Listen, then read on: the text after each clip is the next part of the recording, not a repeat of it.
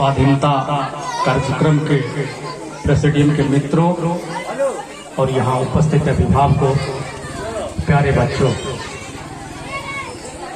चर्चा हुई देश की आज़ादी की। तो 15 अगस्त 1947 को देश आज़ाद हुआ, हमें आज़ादी मिली, लेकिन जो आज़ादी मिलनी चाहिए वो नहीं मिल पाई। आज़ादी मिली लेकिन देश बट गया दो टुकड़ों। एक पाकिस्तान बना, दूसरा हिंदुस्तान, जबकि आज़ादी एक साथ मिली लेकिन देश दो भाग में बट गया। जो भी कारण रहा हो, जो भी इसका जिम्मेवार तो मुख्य रूप से अंग्रेजी हुकूमत ही थी। डिवाइड एंड रूल वो चलाते थे, फूट डालो राज करो की नीति पर वो चलते थे और हमें बांट दिया। काफी दुखद घटना हुई। प्यारे बच्चों, आजादी के जुड़े ये सवाल आपके पाठ्यक्रम में भी होते हैं और कई कंपटीशन की परीक्षा में पूछे जाते हैं कि पाकिस्तान और हिंदुस्तान एक साथ आजाद हुआ। हम 15 अगस्त को स्वतंत्रता दिवस मनाते हैं, वो 14 अगस्त को मनाते हैं। क्या कारण है? ये कारण पूछा जाता है परीक्षा में, इस लिहाज से मैं चर्चा कर देना चाहता हूँ। एक साथ आजादी मिली तभी रात्रि के 12 बजे को पार कर रहा था हिंदुस्तान की घड़ी, और पाकिस्तान की घड़ी में 12 पार नहीं कर रहा था, 11:30 ही बज रहा था। वो घड़ी का जो टाइमिंग था उसके वजह से वो 14 अगस्त को ही आजाद हो गए, 15 अगस्त को आजाद हुए। और ये क्योंकि यहाँ शिक्षक लोग भी हैं इसलिए मैं इसका जिक्र करना मुनासिब समझा। तो ये घड़ी का फेर है, टाइम का फेर था। एक ही कागज पर, एक ही दस्तावेज पर हमें आजादी मिली। मैं चर्चा करना चाहूंगा, बहुत सी बातें हैं हमारे संविधान में, लेकिन मैं अभी शिक्षण संस्थान में हूँ तो मैं इसका जिक्र करना चाहूंगा कि हिंदुस्तान के आजादी के बाद जब 26 जनवरी को हिंदुस्तान का संविधान 1950 में लागू हुआ तो उस संविधान में ये दर्ज किया गया, ये लिखा हुआ है। भीमराव अंबेडकर के नेतृत्व में संविधान बना था। उस संविधान में लिखा हुआ है कि देश के प्रत्येक 14 वर्ष के बच्चे की शिक्षा की गारंटी सरकार करेगी। मतलब यह उसका भोजन, बस, आवास, नाई, धोबी, ये तमाम व्यवस्था सरकार करेगी प्रत्येक 14 वर्ष के बच्चे की। और जब आज हम स्वाधीनता के 75वें सालगिरह मना रहे हैं तो आप देखेंगे कि वो 14 वर्ष के बच्चे आज भी देश के अंदर भैंस की पीठ पर बिठे हैं। वो 14 वर्ष के बच्चे आज भी होटल में प्लेट होते मिलेंगे। वो 14 वर्ष के बच्चे आज भी वो कागज का टुकड़ा पेट चलाने के लिए वो कागज का टुकड़ा बिछते पाए जाते हैं। और वो बाल श्रम जिसकी संविधान ने कहा कि इस बच्चे की शिक्षा की गारंटी सरकार करेगी, ये भारतीय संविधान में है और आज वो लागू नहीं हो सका। तो इसलिए शिक्षा में तो पीछे जाना है, पिछड़ गए। तो मेरे कहने का मतलब कि हुकूमत चलाने वालों का मंसूबा ठीक नहीं है शिक्षा के प्रति। और उस समय में जब अंग्रेजी हुकूमत तो मेघालय को बुलाया गया, बहुत बड़े शिक्षाविद थे, इंग्लैंड के थे वो। अंग्रेजी हुकूमत उनको कहा कि एक शिक्षा नीति बनाइए भारत के लिए, जिस शिक्षा में भारत में ज्यादा से ज्यादा कर्मचारी और किरानी पैदा की जा सके। ऑफिसर अंग्रेज का होगा और कर्मचारी भारत का होगा। इस तरह की एजुकेशन पॉलिसी, शिक्षा नीति बनाई गई मेघालय साहब के द्वारा, और उसी शिक्षा नीति को लागू किए देश के अंदर।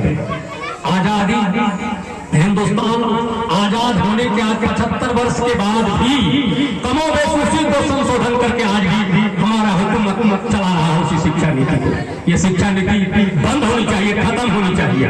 शिक्षा नीति, जब देश आजाद है तो शिक्षा नीति होनी चाहिए।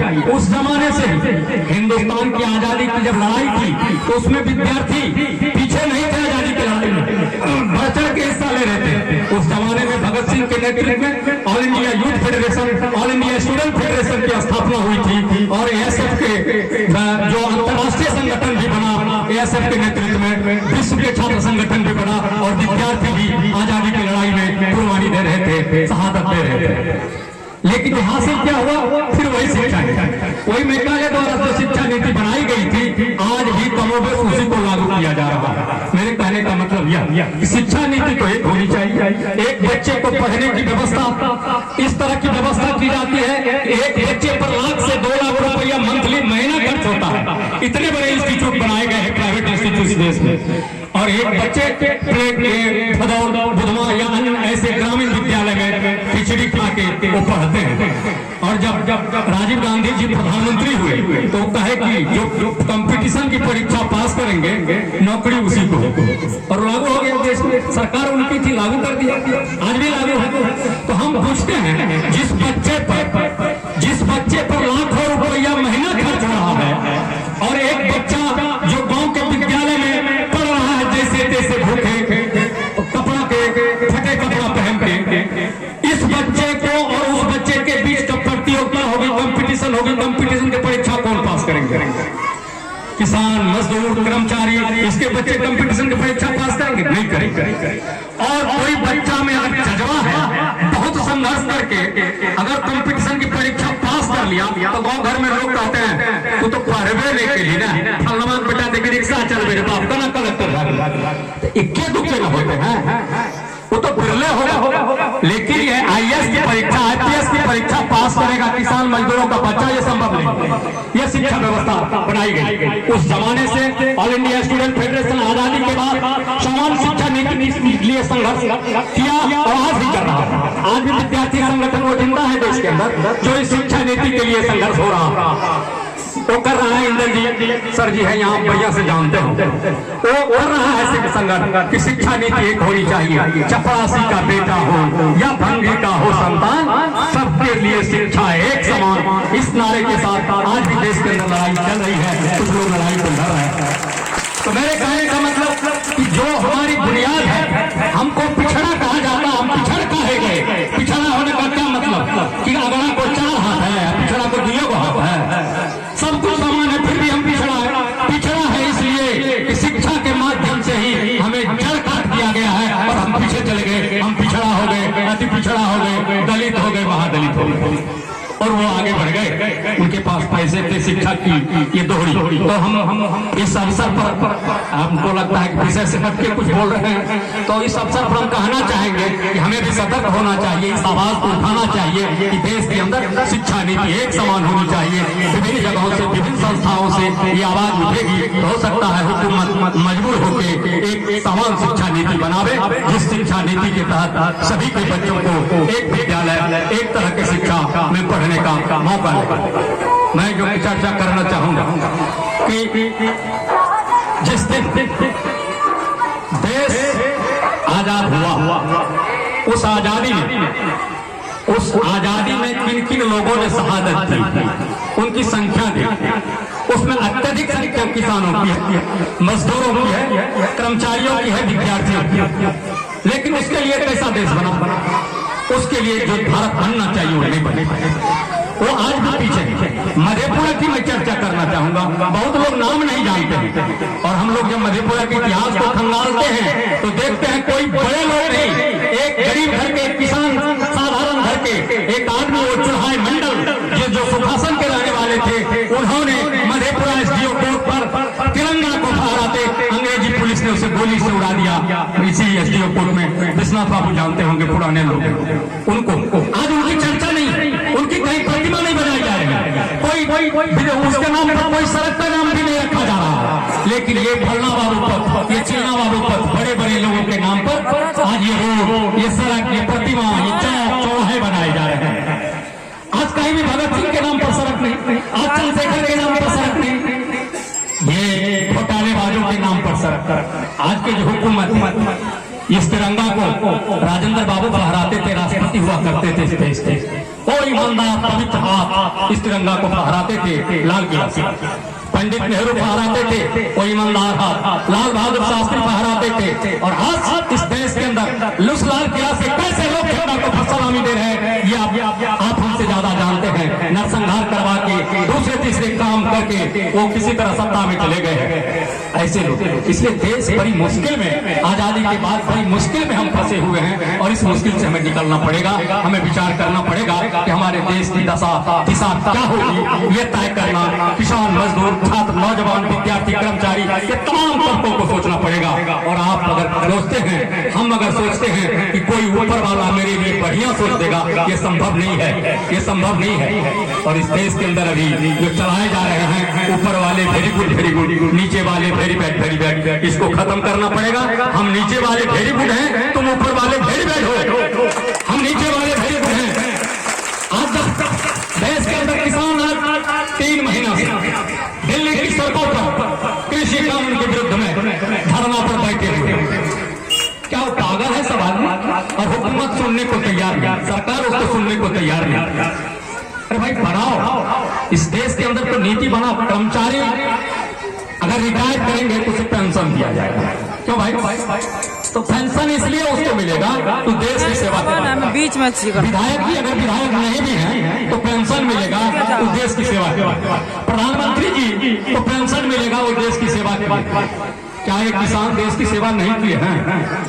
जिसके अनाज को खा के प्रधानमंत्री जिंदा रहते हैं, जिसके फल को खा के हॉस्पिटल में पेशेंट जिंदा रहते हैं, ठीक होता है, जिसकी जड़ी बूटी उगाने वाले किसान की दवा को जड़ी बूटी से दवा बना के डॉक्टर बनते हैं। क्या ये किसान देश की सेवा नहीं कर रहे हैं? और यह किसान अगर देश की सेवा ये भी कर रहे हैं तो 60 वर्ष में अगर काम करने लायक नहीं रहता है, रिटायर हो जाता है, उसे पेंशन दिया जाता है, तो किसान का उम्र 60 वर्ष कभी नहीं पूरता है। अरे भाई ये भी तो रिटायर होंगे, इसके लिए पेंशन की व्यवस्था करो। किसानों के लिए भी, मजदूरों के लिए भी पेंशन की व्यवस्था हो। इस लड़ाई को आगे बढ़ाने की जरूरत है देश के अंदर। अगर एक अच्छा और बेहतर देश बनाना उसके लिए भी चाहिए, वो भी रिटायर करते, उसका उम्र भी 60 वर्ष से ज्यादा होता। मैं समझता हूँ कि अगर चर्चा की जाए, बहुत सारे लोग होंगे यहाँ, तो बहुत सारी चर्चाएं हैं। मूल रूप से हमें आजादी का जो सालगिरह मना रहे हैं, ये 75वां सालगिरह, हम सबों को मुबारक हो। हम ये कामना करेंगे कि पूरे देशवासियों को, पूरे भदोल वासियों को, पूरे पंचायत वासियों को ये 75वां सालगिरह जो आजादी का है ये मुबारक हो। और आने वाले जो समय होगा हमारे तरक्की और बेहतरी का समय हो। ये इसी कामना के साथ अपनी वाणी में विराम दूंगा एक शायर के साथ कि बड़ी दुख झेले होंगे, कि बड़ी दुख झेले होंगे आजादी के सम्मान जलाने वालों, कि बड़ी दुख झेले होंगे आजादी के सम्मान जलाने वालों ने, अब मुल्क पर राज किया चोर घराने वाले। बड़ी दुख झेले होंगे आजादी के सम्मान जलाने वालों ने, अब मुल्क पर राज किया चोर घराने वालों ने। चंबल घाटी वालों ने तो चंद घर को लूटा था, चंबल घाटी वालों ने तो चंद घर को लूटा था, पूरे देश को लूट लिया देश चलाने वाले। इस शब्दों के साथ मैं तत्काल अपनी वाणी में विराम देता हूँ। धन्यवाद। कार्यक्रम के आयोजक को मेरे तरफ से विशेष बहुत धन्यवाद। अभी आपके माननीय संत बाबू से शिक्षा के बारे में और कहाँ उच्च और कहाँ नीचे की बात को रखते हुए अभी अपनी बात को रिप्रेजेंट किए अब मैं बुलाना पसंद करूंगा। हमारे गुरु भी रह चुके हैं, हमको बचपन में पढ़ाए भी हैं।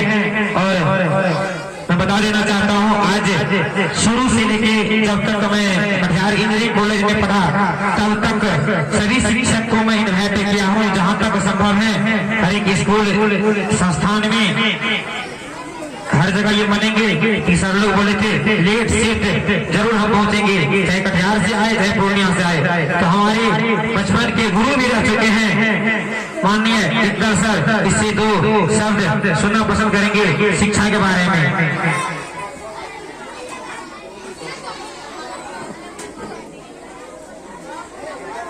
आदरणीय इस सभा के सभापति, प्रमादरणीय अभिभावकगण, हमारे कदम से कदम मिलाकर चलने वाले नौजवान साथियों, प्यारे बच्चों, पिता तुल्य अभिभावकगण, सबों का हार्दिक अभिनंदन सह अभिवादन करते हैं। बड़ी खुशी की बात है कि आज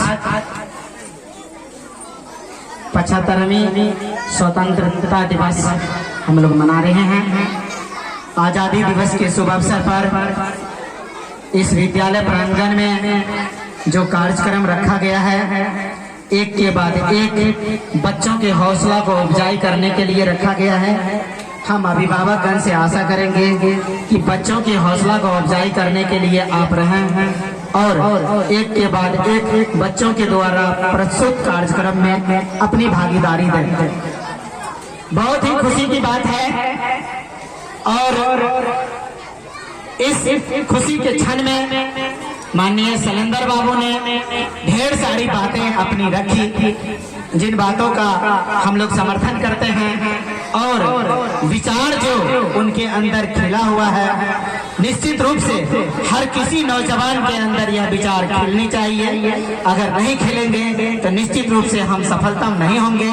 लेकिन आज के समय में विद्यालय खोलकर हमारे नौजवान साथियों ने गांव के उन बच्चों को भी पढ़ाने की जो बीड़ा लिए हैं, जिनके गार्जियन पढ़ाने में सक्षम नहीं है, बगैर पैसा के भी निःशुल्क जो पढ़ाई की व्यवस्था किए हैं, इसमें खास करके कमजोर से कमजोर वर्ग भी सामने आएंगे और जिस तरह से सरकार की नीति है, उस सरकार की नीति का पुरजोर विरोध करने में हमारे साथियों की सहभागी होगी और साथियों की संख्या बढ़ेंगे। इसीलिए हम तमाम प्राइवेट स्कूल वाले का हृदय से स्वागत करते हैं और हम आशा करते हैं उनसे कि कम से कम उन्हें भी न छोड़ें जो अपने बच्चे को पढ़ाने में सक्षम नहीं हो। इसी आशा और विश्वास के साथ हम अपनी वाणी को विराम देते हैं। बहुत बहुत धन्यवाद। आपको हमारे गुरुजी इंदर सर से शिक्षा के बारे में सुने मैं बता देना चाहता हूँ। इस आवासीय आदर्श गुरुकुल एकेडमी के इस रंगमंच से इस संस्थान में अभी लगभग 500 बच्चा है। आवासीय 70 वो बच्चा है। टोटल के टोटल मिला के 500 बच्चा है। आप अगर मेरा रजिस्टर देखिएगा तो अभी तो समय नहीं है हम दिखा पाएंगे, लेकिन अगर इसके बाद कभी अगर आइए आप मेरा रजिस्टर देखिए, 500 बच्चा में हमको 200 बच्चा का रुपया आता है और 300 बच्चा का रुपया नहीं आता और उस बच्चे को आज तक इस इंस्टीट्यूट से कभी भी हम निकाले नहीं, तो पैसा नहीं दिया तुमको नहीं पढ़ाएंगे। और यहाँ पे हमारे बहुत सारे गार्जियन सुन रहे होंगे, वो समझ रहे होंगे हम कहाँ हद तक सच्चाई बात बोल रहे कि नहीं बोल रहे। बहुत सारे गार्जियन है और उस 200 बच्चा में भी जो गार्जियन अगर 2 को बच्चा है बोलेंगे इतना पैसा देंगे, उतना पैसा हम रखते हैं और ये किसी को नहीं बोलते हैं आपको इतना पैसा देना ही पड़ेगा, क्योंकि मेरा मोटिव ये है हम कभी भी शिक्षा को बिजनेस नहीं बनाए हैं। मेरा पहला यह है कभी भी शिक्षा को हम बिजनेस नहीं बनाए हैं, कभी बिजनेस बनाएंगे भी नहीं। और अभी हमारे डॉक्टर पंकज कुमार के जगह पहले से पढ़ा हुआ था, तो जब मैं कटिहार इंजीनियरिंग कॉलेज में पढ़ा तो मेरे यहाँ बोर्ड लगा हुआ है, देख लीजिए advance technical classes for engineering and medical, वहाँ भी हम चलाते थे। लेकिन हमारे ये मामा है जो बोले कि गाँव में योग शिक्षक नहीं है, उस तरह के योग शिक्षक का जरूरी है, तो वहाँ पे छोड़ दो। तो हमारे जो जूनियर थे वहाँ पे उस इंस्टीट्यूट को हम सौंप दिए जूनियर को, अभी भी चल रहा है। कोई भी जाइएगा TMCH Katihar medical college and hospital, उसके जस्ट बगल में बोर्ड लगा हुआ है, देख लीजिए फोटो ले लीजिए, एडवांस टेक्निकल क्लासेज के नाम से अभी भी कोचिंग चल रहा है। वहाँ उच्चतर शिक्षा इंजीनियरिंग का मेडिकल का पढ़ाया होता है, लेकिन उसको छोड़ के मैं गाँव में आया और गाँव में शिक्षा का लेवल बहुत ही कम है, बिल्कुल जीरो से खाना पड़ता है। लेकिन मैं आज तक नहीं घबराया हूँ। 500 बच्चा में अगर अब ये बात बोलेगा कि 200 बच्चा का पैसा क्यों लेता हो, तो इसके पास मेरे रीजन है। हमारे यहाँ टोटल के टोटल मिला के 14 को टीचर है, उसको हम कहाँ से पेमेंट करेंगे, इसीलिए हम उसको पैसा देते हैं और सभी शिक्षक भी यहाँ पे उसको एक से एक तारीख को उसको पेमेंट करते हैं, क्योंकि सबका रोजी रोटी है, पेमेंट नहीं करेंगे तो कैसे पढ़ाएंगे। इसलिए अभी जो बोल रहे थे बिल्कुल मुझे आप रजिस्टर देख लीजिए, 300 बच्चा को मुझे पैसा नहीं आता है और कोई भी आज तक इस सभा में हमको कोई गार्जियन हमको बोल देंगे इस नीति पे करके शिक्षा के चलते बच्चा वहां गया था, लेकिन मेरा आर्थिक स्थिति कमजोर था, उसके चलते बच्चा को हमको पढ़ाने नहीं दिए, वो आगे बोल देते। आज तक 2 साल इस इंस्टीट्यूट पे होने चला, कभी आज तक उसको ये हम सुनने का मौका नहीं दिया, उसको हम बोलने का मौका नहीं दिए। गरीब के लिए है। और जब मैं कटिहार इंजीनियरिंग कॉलेज में पढ़ रहा था, वहाँ देखे कोई अमीर का बच्चा मेहनती नहीं होता, गरीब का बच्चा ही मेहनती होता है और गरीब के बच्चा 80% 85% नंबर आता है। जो मेहनती है उसको भूख है उस चीज का। इसलिए हम यहाँ देखते हैं बहुत ऐसा बच्चा है उसके पास टैलेंट है, लेकिन उसका आर्थिक स्थिति कमजोर रहने के चलते वो आगे नहीं जा पाते हैं। इस सभी चीज को सोच करके मैं यहाँ पे इस इंस्टीट्यूट को शुरू किया और मुझे दिन ब दिन बच्चा का इंक्रीजिंग हो रहा है। वो बताइए कि अच्छा हम पढ़ाएंगे, योग शिक्षा के द्वारा हम शिक्षा देंगे, बच्चा आएंगे और इसी का परिणाम है मेरा मैट्रिक का रिजल्ट देख लीजिए, बोर्ड लगा हुआ आप देख लीजिए यहाँ पे मेरा मैट्रिक का रिजल्ट। और इसके शुभ अवसर पर हम सिर्फ चर्चा नहीं कराए थे बच्चे के मनोबल के लिए। मेरे बच्चे का 423 नंबर, 463 नंबर, 460 नंबर, इससे किसी बच्चा का मेरा कम नहीं है, सब बच्चा मेरा फर्स्ट डिवीजन है और इस पूरा प्रखंड में मेरा बच्चा टॉपर भी किया है। आप लोग जानते भी होंगे, इससे 2-3 महीना पहले हम सिर्फ चर्चा भी कराए थे उसी के शुभ अवसर पर। और जब अच्छे पढ़ाएंगे तो उसका रिजल्ट आपके सामने है। मैं आप रिजल्ट देख लीजिए मैट्रिक का। मुझे तो 2 साल हुआ, पिछले साल मेरा मैट्रिक का बैच नहीं बना था, अब की बार बैच बना, मेरा मैट्रिक का रिजल्ट देख लीजिए।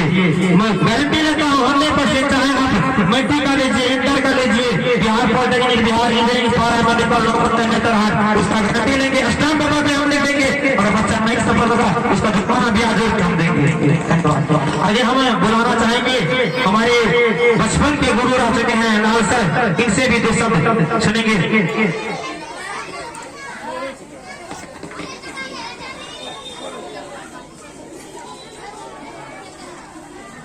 आदरणीय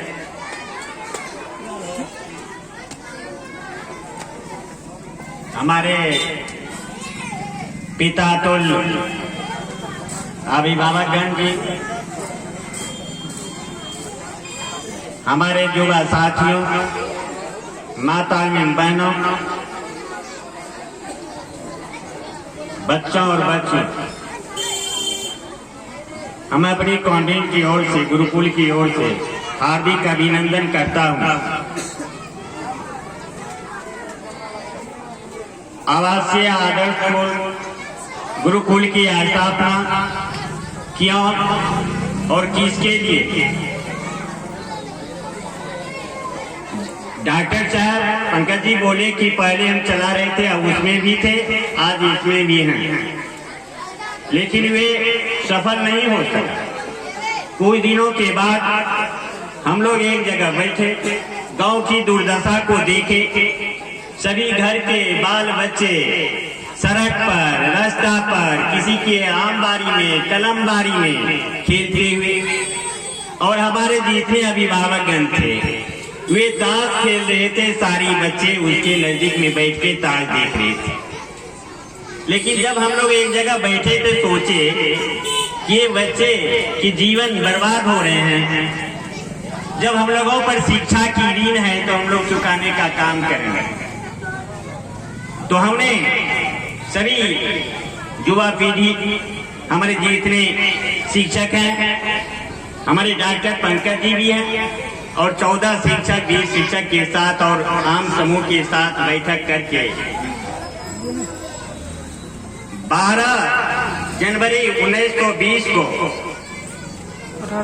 2020 को आवासीय आदर्श गुरुकुल एकेडमी की स्थापना की। तो उन्हें बच्चे के लिए हमने सोचा, देश की आजादी के बाद अब तक जिसके घर में अक्षर का ज्योति नहीं जला, आज तो 500 विद्यार्थी बोल रहे हैं। हम सभी अभिभावक से आग्रह करूंगा, प्रार्थना करूंगा कि हमारे कॉन्वेंट कि जिसके घर में आजादी के बाद अब तक अक्षर नहीं गया है, उन परिवार के बच्चे हमारे कॉन्वेंट में है, आवासीय गुरुकुल में है। और किसके लिए? वही गरीब के बाल बच्चे के लिए। और हमारी गुरुकुल की जो स्थापना हुआ युवा पीढ़ी, युवा दिवस के शुभ अवसर पर हुआ, और मुख्य कारण यहाँ शिक्षा और शिक्षक कैसा होनी चाहिए हमारे बच्चे को कैसा शिक्षा मिलना चाहिए, कैसे शिक्षक होनी चाहिए, वे अभी तक नहीं मिला। अगर शिक्षक अच्छा मिलता है, अगर अच्छे शिक्षित होता है, तो बच्चे भी अच्छे शिक्षित होंगे। लेकिन आज जितनी तमाम शिक्षा पद्धति चल रही है, वे एक बिजनेस के तौर पर चल रही है। लेकिन हम लोग बिजनेस नहीं कर रहे हैं। पहले वक्ता बोल दिए हैं कि हम 300 की ज्यादा भी पैसा हम नहीं तसलते हैं। जो बीसीएस परिवार के बाल बच्चे हैं, उसे हम पैसा नहीं लेते हैं। तो हम लोग ऐसे शिक्षक हैं, जैसे हमारी मैट्रिक की रिजल्ट देखिए, सुपर है। हमारी आके पढ़ाई देखिए। अगर कोई त्रुटि मिलेंगे, हमको सलाह दीजिए, हम उसका विचार को ग्रहण करेंगे, गुण को ग्रहण करेंगे, उसके आदेश को मानेंगे। सभी अभिभावक से आग्रह करता हूँ, प्रार्थना करता हूँ। लेकिन हमारे यहाँ जो शिक्षा पद्धति है, पढ़ना और पढ़ाना, हम जितने तमाम शिक्षक हैं, पढ़ते हैं तब पढ़ाते हैं। और प्रत्येक रविवार को सभी शिक्षक बैठ के अपनी समीक्षा करते हैं, कहाँ क्या त्रुटि हुई है, कहाँ कौन सी हमसे गलती हुआ है, कहाँ विद्यार्थी के साथ, कहाँ अभिभावक के साथ। उसके बाद हम लोग विद्यार्थी को पढ़ाते हैं और मासिक परीक्षा लेते हैं। मासिक परीक्षा में जिसकी रिजल्ट अच्छी होती है, उसे इनाम दी जाती है। और जो रिजल्ट होती है, कुछ न कुछ इनाम सबको मिलता है। उसकी कॉपी गार्जियन के पास चली जाती है और गार्जियन को दिखाते हैं कि आपकी बच्चा 1 महीना में क्या पढ़ा, ये आप रिजल्ट देख लीजिए। दूसरी बात है कि समय और समझदारी। अगर समय बड़ा मूल्यवान है, लेकिन यहाँ समय का कोई महत्व नहीं देता। समय की अगर कोई महत्व देता है, उसकी समझदारी बढ़ जाती है। ये सारी समस्या है, लेकिन कोई समय की महत्व नहीं देगा। जो अगर समय का महत्व दिया है, वे देश में आगे बढ़ा है। ये साक्षी इतिहास भी है। और हमारे कॉन्वेंट की विशेषता है कि नवोदय, नेतरहाट, सैनिक, आरके मिशन, समतुला, पॉलिटेक्निक, पैरामेडिकल और इंजीनियर की काफी तैयारी और गारंटी के साथ दी जाएगी। नवोदय जैसे मेधा छात्रवृत्ति की परीक्षा होती है, समतुला की परीक्षा होगी। ये सारी चीज गारंटी के साथ और दावा के साथ हम अपने गार्जियन से आग्रह करूंगा, अगर जिसको नवोदय के बच्चे हैं, 5 के बच्चे हैं, हमारे कोचिंग आप दें, हमसे गारंटी लिखा, हम गारंटी देंगे और पास करवाने का वो वादा करते हैं। हमारी पढ़ाई वैसी मजबूत है। देख रहे हैं घर फूस की, लेकिन भीतर है हम लोग मजबूत। सब शिक्षक की योग्यता देखिए कि कोई किसी से कम नहीं, एकदम ताजा शिक्षा है, ताजा। और मुख्य कारण जितना कंपटीशन है, हर कंपटीशन का हमने जिम्मेदारी ली है और दावा भी पेश करूंगा और गारंटी भी दूंगा। अगर जिस गार्जियन को अगर विश्वास नहीं हो, तो हम बोझ बना देंगे। हमारे साथ विद्यार्थी दीजिए, आपको नवोदय में विद्यार्थी शिक्षित बना के देंगे, पास करवा के देंगे। ये हमारी दावा है। और मुख्य कारण ये जितने हमारे पढ़ाई संस्थान, जितने बच्चे हमारे पढ़ रहे हैं, सब में अनुशासन, शिष्टाचार, ये सारी चीज सम्मिलित है। हमारी क्लास रूटीन के मुताबिक चलती है।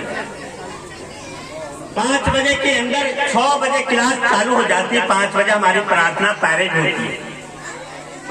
6:30 बजे से 9:30 बजे समाप्त होती है। 9:30 बजे के बाद एक बच्चा को 3 बार समय हम देते हैं और बाकी समय उसका विकल्प खुला रखते हैं। जिस बच्चे, जिस अभिभावक का अगर मन है कि हमारा बच्चा भर दिन रहे, 12 बजे रात तक रहे, उसकी सेवा हम लोग करते रहेंगे, ऐसा हम दावा पेश करते हैं। ये सारी जिम्मेदारी हम लोगों पर। दोबारा पैसा नहीं लेते, उतनी पैसा नहीं, राशि भी कम है और पढ़ाई ज्यादा है। हमारे हॉस्टल व्यवस्था है, उसमें 60 से 70 बच्चा है जो बाहर और गांव का भी है।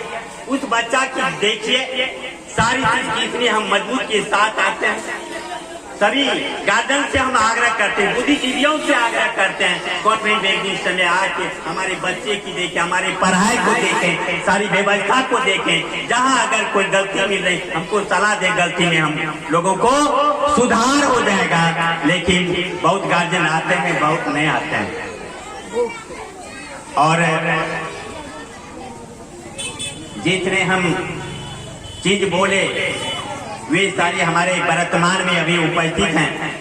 जो भी वादा किए, अभी नवोदय की परीक्षा दिए, रिजल्ट हमारी मजबूत आएगी और मेधा छात्रवृत्ति में भी हमारी मजबूती मिली है।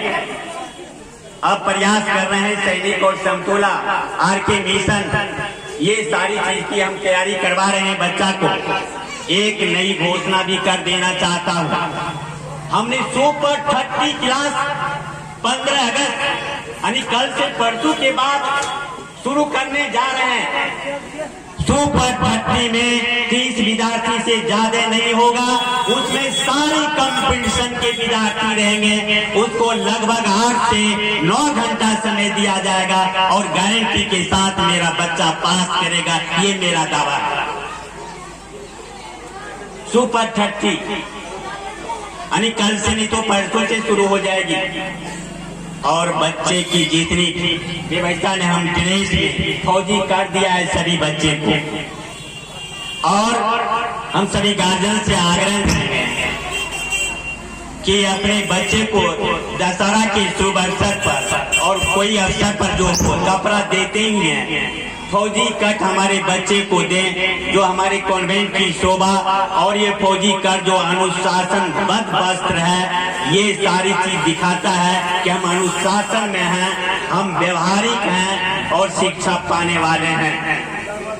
हमने देखा जिसके गार्जियन समय का वैल्यू दिया है, बच्चे के साथ है, उसका परिवार और बच्चा यहाँ सुंदर बन रहा है। बहुत बच्चे, बहुत शिक्षक कहते हैं, बहुत ऐसे गार्जियन कहते हैं कि अब की बार हमको पैसा नहीं होता। हम लोग कोई विरोध नहीं करते हैं, ठीक ही दोबारा महीना देंगे। जिसको खुशी बनता है, जितना वो देता है, हम लोग ग्रहण करते हैं। उसके बाद हमारी जितनी व्यवस्था बाकी बढ़ता है, काफी शिक्षक हमारे सक्रिय हैं। हम सभी जनता से आग्रह करेंगे कि हमको आप बच्चा दें, हम शिक्षित नागरिक देंगे और अच्छा बना के देंगे। अब इतनी बात समाप्त करके मैं अपनी वाणी समाप्त करता हूँ। जय हिंद, जय भारत।